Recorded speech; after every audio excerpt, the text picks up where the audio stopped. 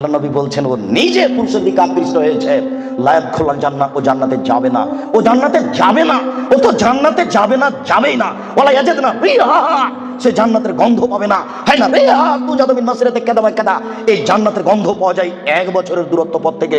এটা জান্নাত। এখানে একটা দ্রুতগামী ঘোড়া দৌড়াতে আরম্ভ করেছে, 1 বছর দৌড়িয়ে যত পথ যাবে ওই পথের মাথাতে যদি কেউ দাঁড়াই তাহলে ও জান্নাতের গন্ধ পাবে। তোমার বোন জান্নাতে তো যাবে না, যাবে না, জান্নাতের গন্ধ পাবে না। বলে রাখলাম আমি অনুবাদক। আজকেই তোমার বোনকে সিদ্ধান্ত পরিবর্তন করতে বলো, তওবা করে পোশাক পরিবর্তন করে আল্লাহকে ভয় করতে বলো।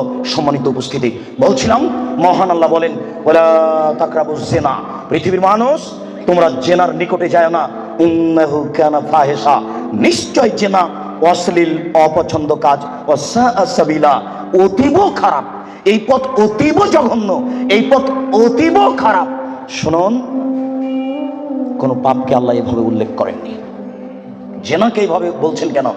একদা আবু যার গেফারি রাদিয়াল্লাহু তাআলা আনহু বলেন যে আল্লাহর নবী বললেন যে ব্যক্তি লা ইলাহা ইল্লাল্লাহ বলবে সে জান্নাতে যাবে। তখন আবু যার গেফারি বলছেন চুরি করলে জেনা করলেও যাবে? তখন আল্লাহ রাসূল বলছেন চুরি করলে জেনা করলেও যাবে। আল্লাহ আবু যার গেফারি বলছেন চুরি করলে জেনা করলেও যাবে? আল্লাহ রাসূল বলছেন চুরি করলে জেনা করলেও যাবে। আবার আবু যার গেফারি বলছেন চুরি করলে জেনা করলেও যাবে। আল্লাহ রাসূল বলছেন চুরি করলে জেনা করলেও যাবে। এই আবু যার গেফারি, তোমার নাক ধুলোই ধূসরিত হোক, আমি যা বলছি সেটাই চূড়ান্ত। শুনুন, জেনা সিরিয়ালে 5 নম্বর পাপ। 1 নম্বর পাপ হচ্ছে শিরক করা, 2 নম্বর পাপ হচ্ছে বাপ মায়ের অবাধ্য চলা, 3 নম্বর পাপ হচ্ছে মিথ্যা কথা বলা, 4 নম্বর পাপ হচ্ছে খাদ্যের ভয়ে ছেলেকে হত্যা করা। একটা ছেলে একটা মেয়ে যথেষ্ট। আপনারা 10 ভাই বোন। আপনারা কয় ভাই বোন? 10 ভাই বোন। আপনাদের বাড়িতে ছিল 3 জন কিষান কামলা, কতটি হলো? 13টা। আপনার বাপ মা কতটি হলো? 15টা। আপনার বাপ রাত্রে 2 জন করে ফকির ধরে নিয়ে যেত বাড়িতে, 17 জন। আপনার মা 17 জনের ভাত রান্না করতে ঢেঁকিতে ধান ভেঙে। কোনোদিন আপনার মা ভারী মনে করেনি, কোনোদিন ভারী মনে করেনি 17 জনের ভাত রান্না করতে ঢেঁকিতে ধান ভেঙে। এটা ঢাকা শহর।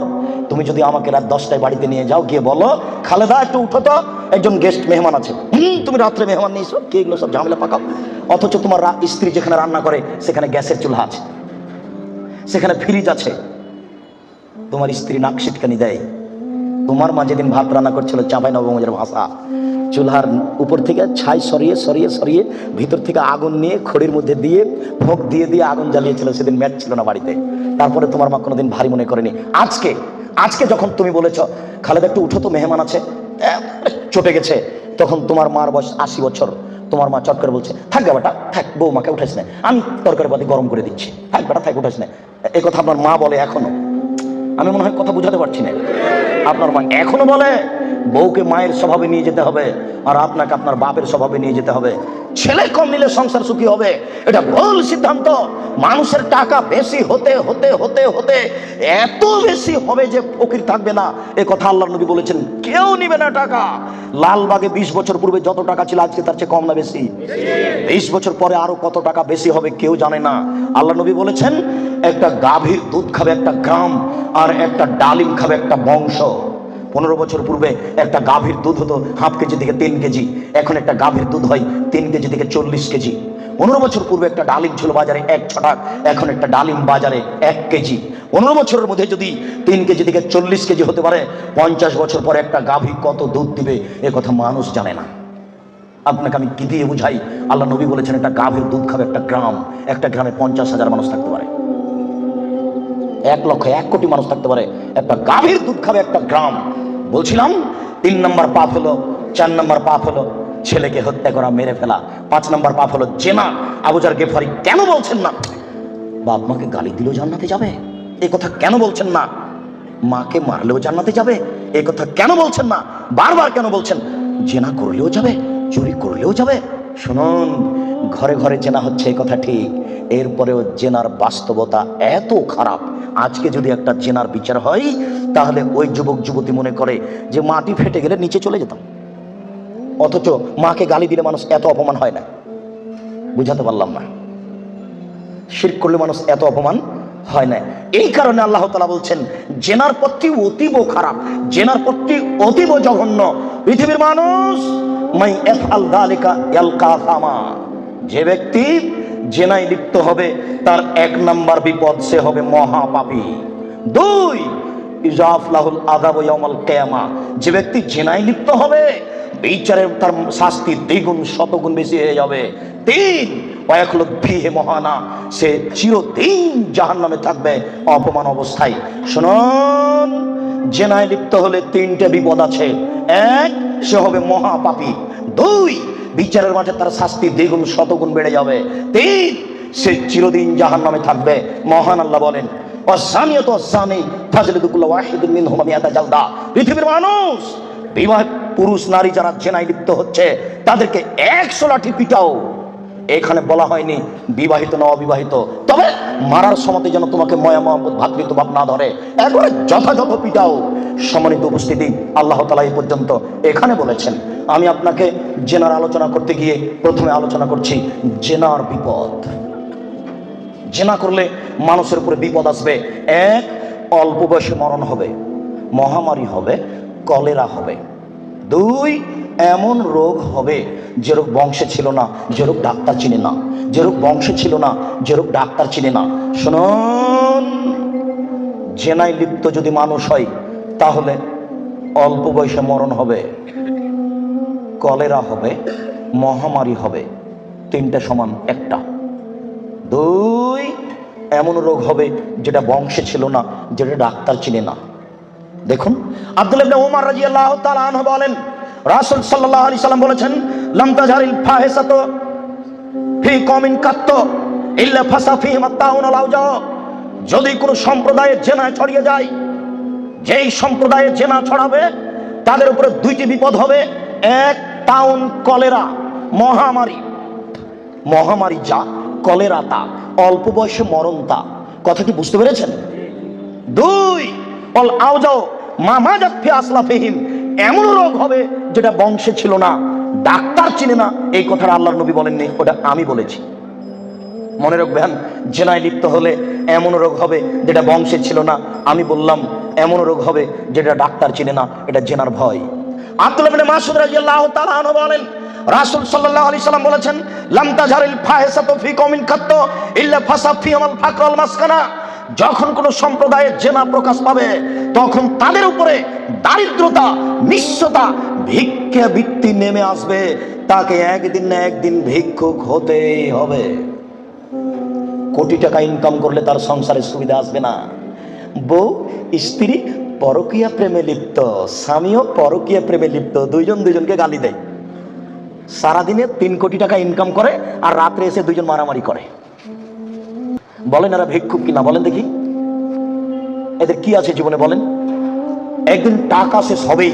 আমি অনবাদক 1450 বছর পূর্বে মুহাম্মদ সাল্লাল্লাহু আলাইহি ওয়াসাল্লাম বলেছেন, যেই সমাজে সুদ এবং জেনা প্রকাশ পাবে, যেই সমাজে সুদ এবং জেনা প্রকাশ পাবে, সেই সমাজের উপরে ভিক্ষাবৃত্তি নেমে আসবে।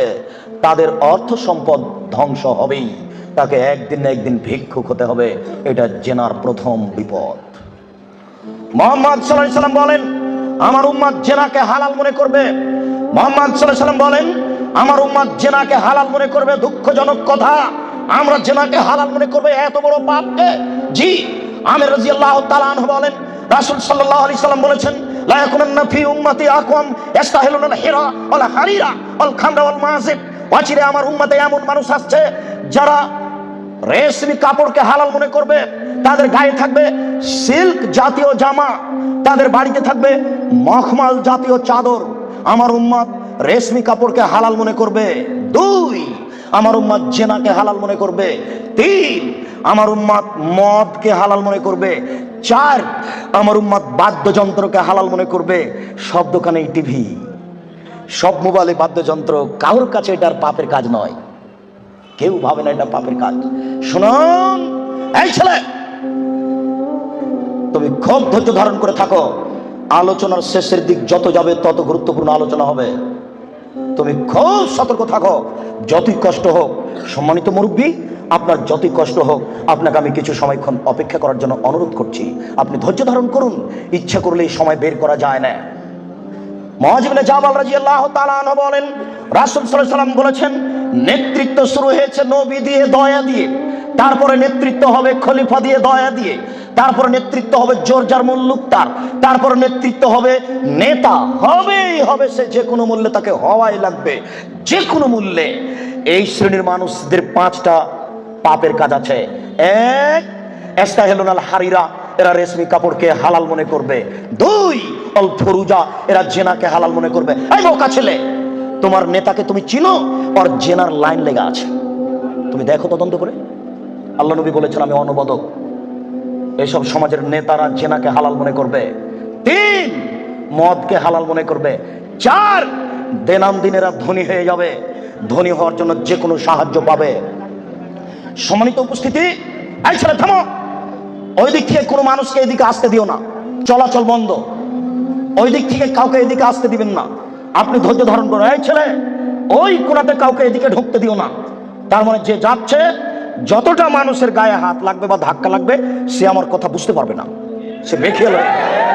অতএব তুমি সোচ্চার হও, তোমরা দায়িত্ব পালন করো। আজকে তোমরা বক্তব্য শোনো না, আজকে জনগণকে সহযোগিতা করো। আবু হুরায়রা রাদিয়াল্লাহু তাআলা আনহু বলেন, এতাহারাজুনা তাহারুজাল হিমারে, গাধা যেমন গাভীর সাথে মিলে লজ্জা বুঝে না, ষাঁড় যেমন গাভীর সাথে মিলে লজ্জা জানে না, আমার উম্মত খোলা মাঠে জেনা করবে, লজ্জা বুঝবে না। মুসলিম, গাধা যেমন গাভীর সাথে মিলে লজ্জা বুঝে না, ষাঁড় যেমন খোলা মাঠে মিলে লজ্জা জানে না, মানুষ তেমন খোলা মাঠে জেনা করবে, লজ্জা বুঝবে না। এটা আপনাকে আমি কি দিয়ে বুঝাই, আপনি নিজেই বুঝেন। এই ছেলে, রমনা পার্ক তোমার বাড়ির পাশে, তুমিও সেখানে যাও। ঢাকা বিশ্ববিদ্যালয় তোমার বাড়ির পাশে, তুমি সেখানে যাও। আর ওই কোথায় জিয়াউর রহমান সাহেব মারা গেলেন, হাড়হাড্ডি নিয়ে এসে সংসদ ভবনে পুঁতে দেওয়া হলো। শোনো, গোটা মাঠ হলো জেনার কারখানা। এই রাস্তা দিয়ে মিনিটে লক্ষ মানুষ হাঁটে। ওসি যান, দারোগা যান, চেয়ারম্যান যান, এমপি যান, মন্ত্রী যান, ডিসি যান, এডিসি যান, মিনিটে লক্ষ মানুষ যায়। দেখো তুমি এই রাস্তার উপরে যুবক যুবতীকে চেপে ধরে আছে, যুবক যুবতী রুরু রানের উপরে মাথা দিয়ে ঘুমিয়ে আছে। কেউ কিছু বলে না, বলা নাকি চায় না, কেউ কিছু বলে না, বলা নাকি যায় না, বলা নাকি অপরাধ। এই দেশে নাকি কেউ মানুষ নেই, সবাই নাকি পশু। পশু যদি না হয় তাহলে বলে না কেন? জবাব কে দেবে? কাপুরুষ। জবাব তোমাকেই দিতে হবে। কেউ কেন কিছু বলে না। আল্লাহ রাসূল বলেন, আলাইনানে তাজনিনে জিনা হুমান নাজর। এই ছেলে, 2 চোখের জিনা হচ্ছে চোখ দিয়ে দেখা। ওয়াল ওজনানের জিনা হুমাল ইস্তেমাও, 2 কানের জিনা হচ্ছে কান দিয়ে শোনা। ওয়াল ইয়াদ জিনা হাল বাতস, হাতের জিনা হচ্ছে হাত দিয়ে ধরা। আর রিজিল জিনা হাল মাসি, পায়ের জিনা হচ্ছে পা দিয়ে চলা। জেনাল কাল কাদামানা তাস্তাহি, অন্তরের জেনা হচ্ছে পরিকল্পনা করা। জেনাল লেসানের নুতক, জিহ্বার জেনা হচ্ছে কথা বলা। এগুলি সব জেনা। আমি অনুবাদক, হাদিস মুসলিম। এবার তুমি বাঁচো কি করে? এই ছেলে, তোমার মোবাইলে দিন রাত পতিতালয়ের মেয়ে নাচে। শোনো, আল্লাহ রাসূল বলেন, ইনাল মারাতা ইজাস্তাতারাত, যখন কোন মহিলা সাজসজ্জা গ্রহণ করে, সাজগোজ করে। দেখো তুমি বিপদে পড়েছ, তোমার বোনও বিপদে পড়েছে। আমি অনুবাদক।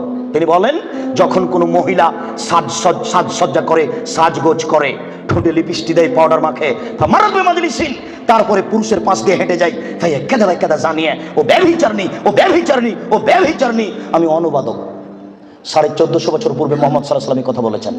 আমি অনুবাদক, আমার কিছু করার নেই। আর তোমাকে বলেছে, তোমার মনে আছে দুনিয়াতে 2টা পাপ আছে, মানুষ না করেই পাপী। মনে আছে কিনা তোমার? দুনিয়াতে 2টা পাপ আছে, মানুষ না করেই পাপী।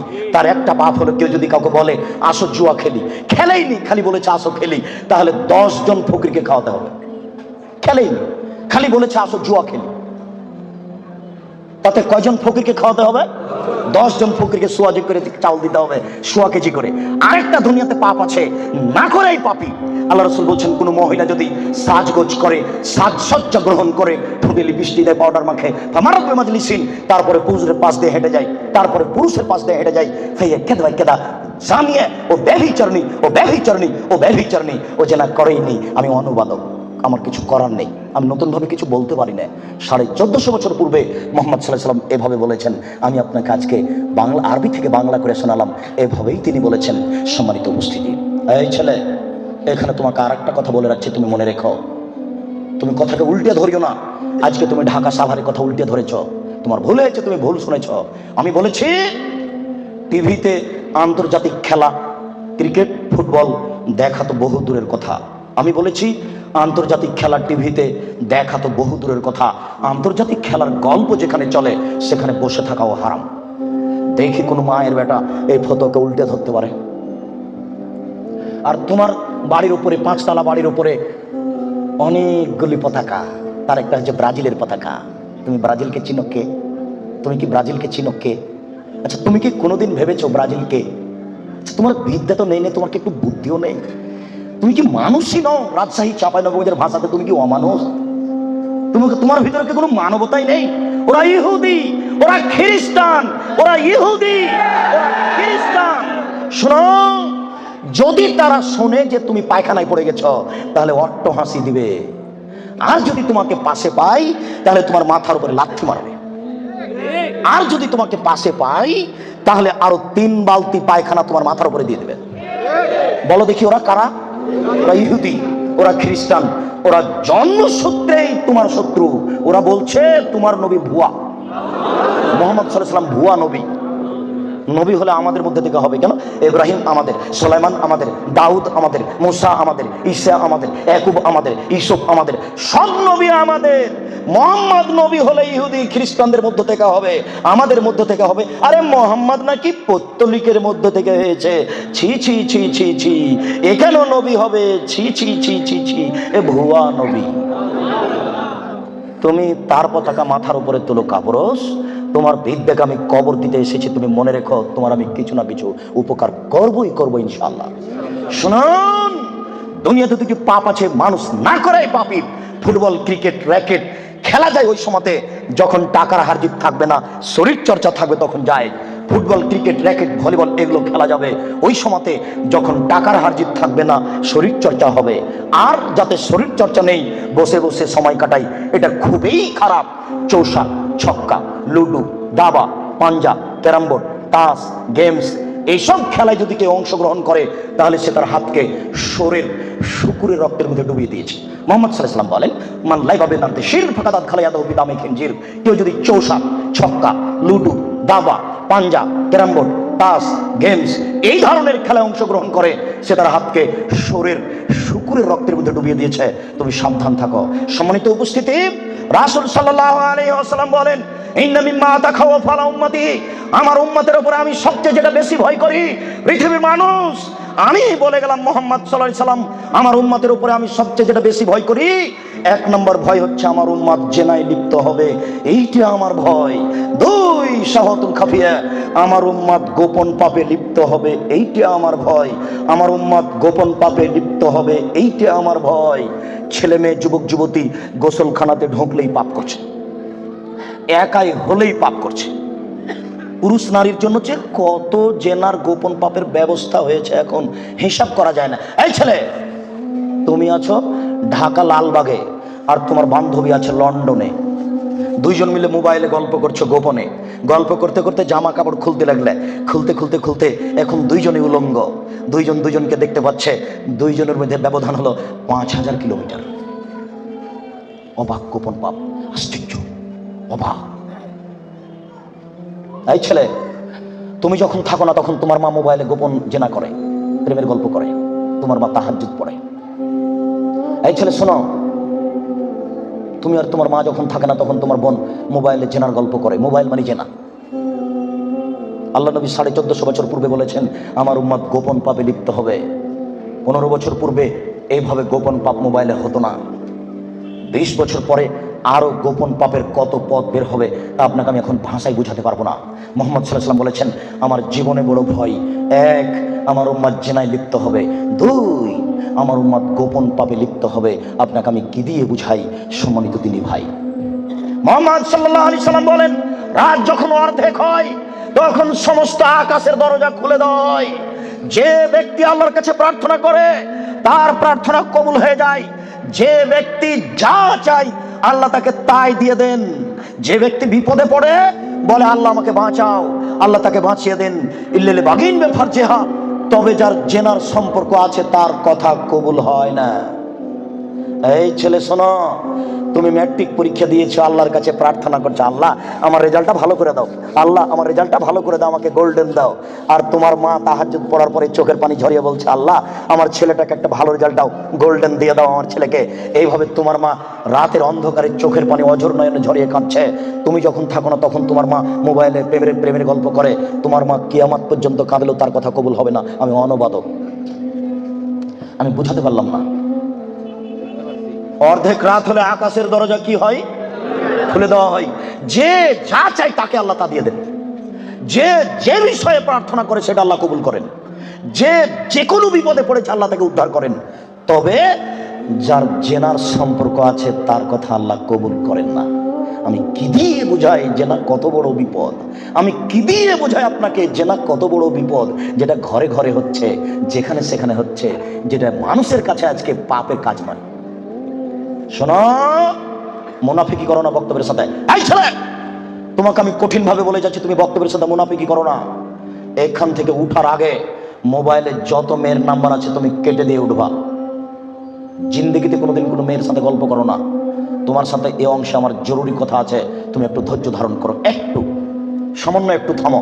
তোমার সাথে আমার আরো জরুরি কয়েকটি কথা আছে। মুহাম্মদ সাল্লাল্লাহু আলাইহি সাল্লাম বলেন, আমি রাতে ঘুমিয়েছিলাম, জিবরাইল আমার ডান হাত ধরলেন, মিকাইল আমার বাম হাত ধরলেন, ধরে আমাকে নিয়ে চলে যাচ্ছেন।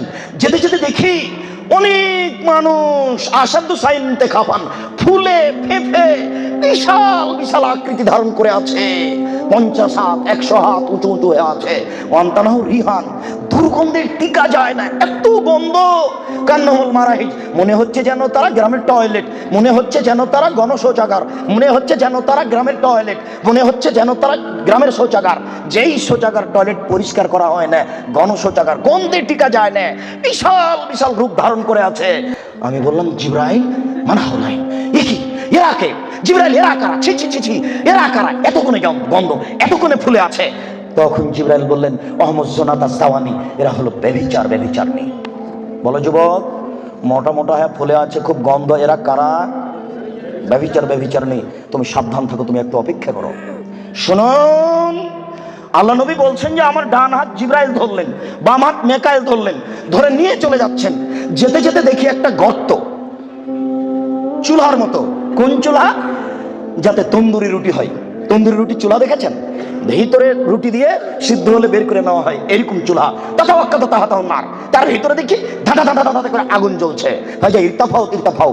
আগুন যখন জোরে জ্বলে উঠছে তখন ওর ভিতরে যা কিছু আছে সব উপরে চলে যাচ্ছে। হাজা খামেদাত রাজাউ ফিহা। আর যখন আগুনটা কমে আসছে তখন সব নিচের দিকে চলে যাচ্ছে।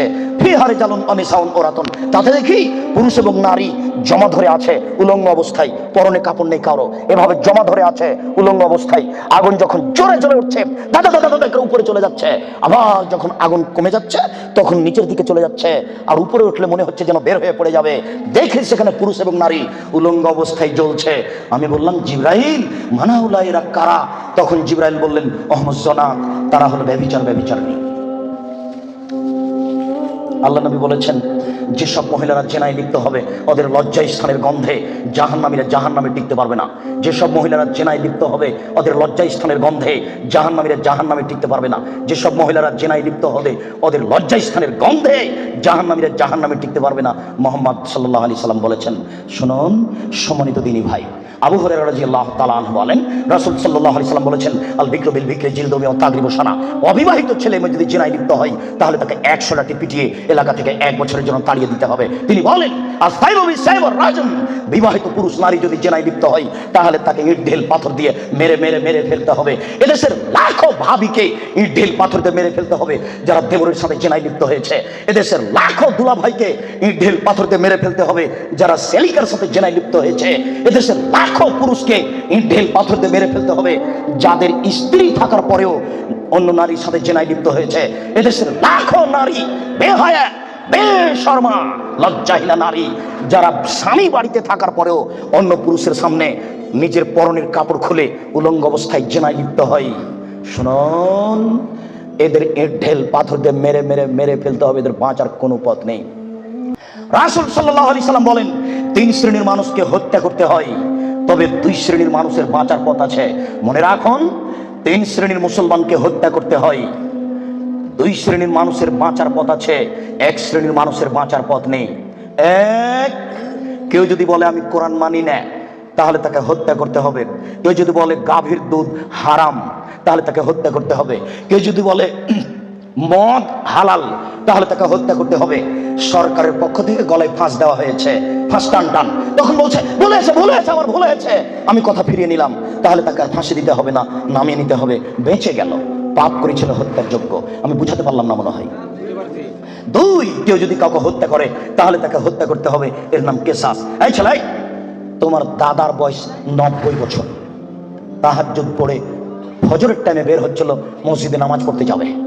কালকে তোমার দাদাকে একটা ছেলে গালি দিয়েছে, তাহাজ্জুদ পড়তে বের হওয়ার সময় দেখো ওই ছেলেটা, তোমার দাদা এক থাপ্পড় দিতে ছেলেটা মারা গেছে। এখন তোমার দাদাকে কেসাস স্বরূপ ফাঁসি দিতে হবে সরকারের পক্ষ থেকে, তবে তোমার দাদার বাঁচার পথ আছে। ওই ছেলেটার বাপ মা যদি বলে আচ্ছা যাক যাক, আমাদের ছেলেকে মেরেছে, আমরা মারবো না, তাহলে তোমার দাদা বেঁচে গেলেন। কথা কি বুঝাতে পেরেছি? তিন, রাজুলুন জানা বাদা হেসানিন, কেউ যদি বিবাহ করার পরে জেনায় লিপ্ত হয় তাহলে তাকে হত্যা করতে হবে, তার বাঁচার কোনো পথ নেই। কেউ যদি বিবাহ করার পরে জেনায় লিপ্ত হয় তাহলে তাকে হত্যা করতে হবে, তার বাঁচার পথ নেই। একটু জাতের মানে তুমি গ্রামে দিয়ে গ্রামের সম্প্রদায়ের একজন মহিলা আসলো আল্লাহ রাসূলের দরবারে, এসে বলছে তাহির ইয়া রাসূলুল্লাহ, হে আল্লাহ রাসূল, আপনি আমাকে পবিত্র করুন। তখন আল্লাহ রাসূল বললেন ইরজি, বাড়ি তুমি ফিরে যাও, আস্তাগফিরুল্লাহ, আল্লাহর নিকটে ক্ষমা চাও, ও তুমি ইলাইহি, তুমি তওবা করো, তোমার পাপ ক্ষমা হয়ে যাবে। তখন মহিলাটি বলছে হ্যাঁ তোরা দাদুনি কামার দাদা মাইজ ইবনে মালিক, আপনি মাইজ ইবনে মালিকের বিচার না করে বারবার ফিরিয়ে দিয়েছিলেন, আপনি কি আমাকে সেইভাবে ফিরিয়ে দিতে চাচ্ছেন? অনাহুল্লাহ মিনাজ জিনা, আমার পেট উঁচু হয়েছে অবৈধ সন্তানে, আমার পেটে অবৈধ সন্তান রয়েছে, দয়া করে আপনি আমাকে ফিরিয়ে দিন না, আমার বিচার করে দেন। তখন আল্লাহ রাসূল বললেন আচ্ছা ঠিক আছে, ইরজি হাত্তা তালিদি, তুমি বাড়ি চলে যাও, যেদিন তোমার বাচ্চা হবে সেদিন আসিও, বিচার করে দেব। মহিলা বাড়ি চলে গেল, বাচ্চা সবেমাত্র প্রসব হয়েছে। মুসলিম গ্রন্থে এসেছে ওই বাচ্চাটাকে ন্যাকড়ার মধ্যে জড়িয়েছে, প্রসব হওয়া মাত্র জড়িয়ে নিয়েছে, আল্লাহ রাসূলের দরবারে এসে বলছে আল্লাহ রাসূল এ দেখেন বাচ্চা প্রসব হয়েছে, বিচার করে দেন। আল্লাহ রাসূল মাথাটা নিচু করে বলছেন ইরজি, বাড়ি চলে যাও, ফারজি হে, বাচ্চাকে দুধ খাওয়াও, হাত্তা তাতে মেহে, যেদিন বাচ্চা দুধ ছেড়ে দিবে সেদিন আসিও, বিচার করে দেবো। মহিলা চলে গেল, বাচ্চাকে 2 বছর দুধ পান করালো। 2 বছর পরে মহিলা বিচারালয়ে উপস্থিত, অফিয়াদেহি কেসরাত খুবসিন, এমন অবস্থায় বাচ্চার হাতে এক টুকরা রুটি রয়েছে। এই রুটি প্রমাণ করে বাচ্চা খাদ্য খেতে পারে। ফাওয়াসাদাহু বিয়াদি রাজুলিন মিনাল মুসলিমিনা, আল্লাহ রাসূল ওই ছেলেটাকে একজন মুসলমানের হাতে সমর্পণ করলেন, বললেন যাও তুমি এই ছেলেটাকে লালন পালন করো। তিনি বললেন সঙ্গী সাথী এই যাবো বিহা, তোমরা একে মাঠে নিয়ে যাও, এই মহিলাকে মাঠে নিয়ে যাও, আফরিল্লাহ সাথে মাঠে নিয়ে গিয়ে গর্ত খুঁড়ে বুক পর্যন্ত পুঁতে দাও, আর যেমুহা, এরপরে তোমাকে তাকে ইট ঢেল পাথর দিয়ে মেরে মেরে মেরে ফেলো। সাহাবীগণ বলেন আমরা তাকে মাঠে নিয়ে গেলাম, মাঠে নিয়ে গিয়ে গর্ত খুঁড়ে বুক পর্যন্ত মাটিতে পুঁতে দিলাম, এরপরে চতুর্দিক থেকে ইট ঢেল পাথর মারতে লাগলাম। খালিদ বিন ওয়ালিদ বলেন একটা পাথর আমি নিয়ে তার মুখের উপরে মারলাম, ফাতারা জাহাদাম আল্লাহ ওয়াজহে খালিদ, পাথরটা মুখে লেগে মুখ ফেটে রক্ত ছেটে খালিদের গায়ে লাগলো। খালিদ গালি দিয়ে বলছিলেন ছি ছি, একজন জেনাকারিনী মহিলার গায়ে রক্ত আমার গায়ে লাগলো, এরকম কিছু হবে? আল্লাহ রাসূল বললেন মারে রে খালিদ তুমি গালি দিও না, লাগা তাওবা তাওবাতান লাউ তাওবা সাইমাকসিন লা গফিরা লাহু। এই মহিলা আল্লাহর দরবারে এত ক্ষমা ভিক্ষা চেয়েছে, এই মহিলা আল্লাহর দরবারে এত কান্নাকাটি করেছে, পৃথিবীর বড় থেকে বড় পাপী যদি এইভাবে কান্নাকাটি করে তাহলে তার পাপ ক্ষমা হয়ে যাবে। খালিদ তুমি একে গালি দিও না, দুঃখিত আপনাকে আমি কি দিয়ে বুঝাই, পৃথিবীর সবচেয়ে বড় পাওয়ারফুল মানুষ হচ্ছেন মুহাম্মদ সাল্লাল্লাহু আলাইহি সাল্লাম। পৃথিবীর ইতিহাসে এত বড় পাওয়ারফুল মানুষ কেউ জন্ম নেয়নি, কিয়ামত পর্যন্ত কেউ নিবে না। জান্নাতের গেটে বড় অক্ষরে লেখা আছে সর্বপ্রথমে যিনি জান্নাতে প্রবেশ করবেন তিনি হলেন মুহাম্মদ সাল্লাল্লাহু আলাইহি সাল্লাম। জান্নাতের ভিতরে একটা ঘর আছে, সেই ঘরের ভিতর দিকে একজন ফেরেশতাকে দাঁড় করে রাখা হয়েছে, এখনো উপস্থিত। তাকে বলা হয়েছে কেউ যদি বাহির থেকে এসে ঠক ঠক করে শব্দ দেয়, কে যদি বাহির থেকে বলে মুহাম্মদ, তাহলে এই দরজা খুলে দিও, এই ঘর মুহাম্মদ ছাড়া কারোর জন্য খোলা হবে না। আপনাকে আমি কি দিয়ে বুঝাই মুহাম্মদ সাল্লাল্লাহু আলাইহি সাল্লাম কত বড় পাওয়ারফুল মানুষ। বিচারের মাঠে ইব্রাহিম আলাইহিস সালাম বলবেন কাদ গাজিবা আলাইয়া রাব্বি, আমার প্রতিপালক আমার উপরে রাগ করেছেন, মা গাজিবা মিন কাবলালাবাদ, আমার প্রতিপালক এরকম রাগ পূর্বেও কোনোদিন করেননি, ভবিষ্যতেও কোনোদিন করবেন না। নাফসি নাফসি, আমার যে কি হয় তা আমি নিজেই বুঝি না। এইভাবে চিল্লাচিল্লি করবেন ইব্রাহিম আলাইহিস সালাম। আপনার হুজুরের কি হবে পীর সাহেবের, আপনাকে আমি কি দিয়ে বুঝাই? শুনুন, ওই সময়তে মুহাম্মদ সাল্লাল্লাহু আলাইহি সাল্লাম সিজদায় পড়বেন, তখন আল্লাহ বলবেন এই ফারাসাক সালতুতা আসাতু সাফা, মুহাম্মদ মাথা উঠান, বলেন যা বলবেন তাই মেনে নিব। যেই কথা বলবেন আমি সেই কথা গ্রহণ করব। আপনি মাথা উঠান না, আপনি বলেন না আমাকে কি বলছেন, আমি আল্লাহ, আপনি যা বলবেন তাই মেনে নিব। এত বড় পাওয়ারফুল মানুষ একটু বলতে পারলেন না, যাও যাও তোমার বিচার হবে না, তোমার পাপ ক্ষমা হয়ে গেছে, যাও তোমার বিচার হবে না, এই কথা তিনি বলতে পারলেন না। এত বড় পাওয়ারফুল মানুষ, তিনি খালি বললেন, খালিদ তুমি একে গালি দিও না, এ এত তওবা করেছে, এরকম তওবা যদি বড় থেকে বড় পাপী করে তাহলে তার পাপকে ক্ষমা করা হবে খালিদ, তার মানে এর পাপ ক্ষমা হয়ে গেছে। তাই তো তিনি জানাজা করলেন, তাই তো তিনি কাফন দাফন করলেন, কিন্তু তিনি তাকে বলতে পারলেন না, যাও যাও তোমার বিচার হবে না, তোমার পাপ ক্ষমা হয়ে গেছে। পৃথিবীর সবচেয়ে বড় পাওয়ারফুল মানুষ এ কথা বলতে পারলেন না। তার মানে বিবাহ করার পরে জেনায় লিপ্ত হলে তার দুনিয়াতে বেঁচে থাকার কোনো সুযোগ নেই। আমি আপনাকে কি দিয়ে বুঝাই শরীয়ত কি জিনিস? বিবাহ করার পরে জেনায় লিপ্ত হলে তার বেঁচে থাকার কোনো সুযোগ নেই। আব্দুর রাজ্জাক সাহেব, কথা বুঝেছি, একটু দয়া করে কোনো পথঘাট বলেন। জি পথঘাট আছে, চিন্তা করবেন না, নিরাশার কিছু নেই। শুনুন, নিরাশার কিছু নেই। এই পাপ কার সাথে জড়িত? আল্লাহর সাথে জড়িত। আল্লাহ নবী বলেছেন, কেউ যদি জেনে শুনে 1 টাকা সুদ খায়, 36 বার জেনা করে যত পাপ হবে 1 টাকা সুদ খেলে তার চেয়ে বেশি পাপ হবে। তিনি বলেছেন, সুদের পাপের 70টি ভাগ রয়েছে, ছোট ভাগ হলো মার সাথে জেনা করলে যেমন পাপ হয়। সুদ যত বড়ই পাপ হোক না কেন, সুদের পাপ কার সাথে জড়িত? আল্লাহর সাথে জড়িত। জেনার পাপ কার সাথে জড়িত? আল্লাহর সাথে জড়িত। যুবক, তুমি নিরাশা হবে না, নিরাশার কিছু নেই। শোনো, ওই মোড়ে উঠে এইখানে রিক্সা থেকে নেমে রিক্সাওয়ালাকে বলছো, রিক্সাওয়ালা কয় টাকা ভাড়া রে? 40 টাকা। হ্যাঁ বেটা, 20 টাকা ভাড়া, 40 টাকা চাও। এক থাপ্পড় দিয়ে 20 টাকা দিয়ে বিদায় করে দিলে। এখন এই পাপ তওবা করে ক্ষমা হবে না, মরা পর্যন্ত কাঁদলেও হবে না। এটা খুবই জটিল। জেনার পাপের চেয়ে রিক্সাওয়ালাকে একটা থাপ্পড় মারা কত যে কঠিন, আপনাকে আমি কি দিয়ে বুঝাই? এই ছেলে, তোমার বাপ দলীয় দাপটে জমি দখল করেছে, দিন রাত যদি তোমার বাপ তাহাজ্জুদ পড়া হবে না। শফিকুল ইসলাম জাগরণী বলেছেন, লাভ হবে না কবর পাকা করে দিয়েছেন, বাপের কবর যদি স্বর্ণ দিয়ে বানান কোনো লাভ হবে না। নজরুল ইসলাম বলেছেন, মসজিদের পাশে কবর দিও ভাই। মসজিদের পাশে কেন, আপনার বাপের কবর যদি কাবা ঘরের নিচে ঢুকে দেন 1 পয়সা লাভ হবে না। শুনুন, রিক্সাওয়ালাকে থাপ্পড় মেরেছেন, ক্ষমার পৃথিবীতে কোনো সুযোগ নেই। রিক্সাওয়ালাকে খুঁজে বের করতে হবে, খুঁজে বের করে হাত ধরে বলতে হবে, ও রিক্সাওয়ালা, আমি বুঝতে পারিনি গো, তোমাকে 1 থাপ্পড় মারা আমার ভুল হয়েছে, তুমি আমাকে মাফ করো। এই কথা বলার পূর্ব পর্যন্ত পৃথিবীতে কোনো তো কোথাও ক্ষমা নেই। এরা মানুষের সাথে জড়িত পাপ। এই ছেলে, তুমি দিন রাত গরু জবাই করো আর কসাই গোস্ত বিক্রি করো, কোটি টাকা ইনকাম করো, তাতে আসে যায় না। কোটি টাকা ইনকাম করো, তাতে আসে যায় না। প্রত্যেক দাঁড়িতে 50 করে গোস্ত কম দিয়েছ, এখন ক্ষমা নেও দেখি। কিয়ামত পর্যন্ত তওবা করলে এই পাপ ক্ষমা হবে না। যে না যত বড়ই পাপ হোক না কেন, গোস্ত ঠকিয়ে বিক্রি করার চেয়ে ছোট, গোস্ত ঠকিয়ে বিক্রি করার চেয়ে অনেক বেশি বড় পাপ। এই ছেলে, তুমি তো শহরে প্রতারণা দিয়ে ব্যবসা করছো, এটা দাম কত? 1500। তুমি জানো যে এর দাম 300। আচ্ছা 300, তুমি 500 চাও। চলন্ত বাজার যদি এর 2000 টাকা হয় তবু জায়েজ। তুমি জেনে শুনে বললে 1500 টাকা, তার মানে তুমি প্রতারণা দিয়েছ। একদিনে যদি কোটি টাকা ইনকাম হয় তবু তোমাকে একদিন ভিক্ষুক হতেই হবে।